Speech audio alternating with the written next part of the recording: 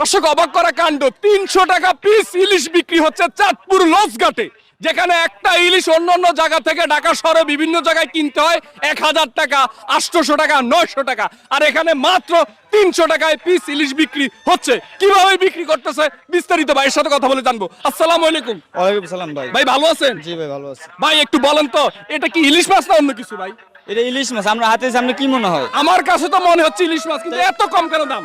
এত কম কেন? কমের কারণে আমরা কম বেচতে আছি। 300 টাকা পিস বুঝি ইলিশ বিক্রি করবেন? জি জি জি, এখন আমরা কম আনি, আমরা কমে ছাইরা দিই। কাস্টমার জানি খাইয়া জানি আবার আসতে পারে। এখন এত কমে যে ইলিশ মাছ বিক্রি করেন, অন্য মানুষ কি বিশ্বাস করে এটা ইলিশ হন? অন্য মানুষের বিশ্বাস করেন যে আগে দামের দিয়া খাইছে, মনে বলছেন দাম বেশি, কিন্তু আসলে এখন দামটা একটু কিছুটা কমছে।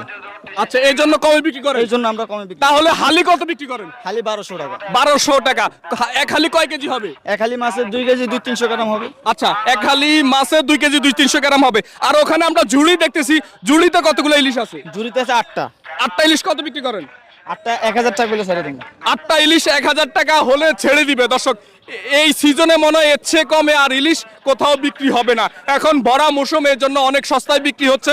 আমি আরো 1-1.5 মাস আগেও যখন ভিডিও করছি, তখন এই মাছগুলা কত বিক্রি করছে আপনি বলেন? 1-1.5 মাস আগে এই 2টা মাছ 1500-1600 টাকা বিক্রি করছে আমরা নিজেরা। আর এখন বিক্রি করেন 600। এখন 600, অর্ধ কত কমে গেছে। পুরো অর্ধ কমে গেছে। দর্শক সবাই এই ভিডিওটা শেয়ার করে দিবেন, আর চাঁদপুর এই লঞ্চঘাটে চলে আসবেন।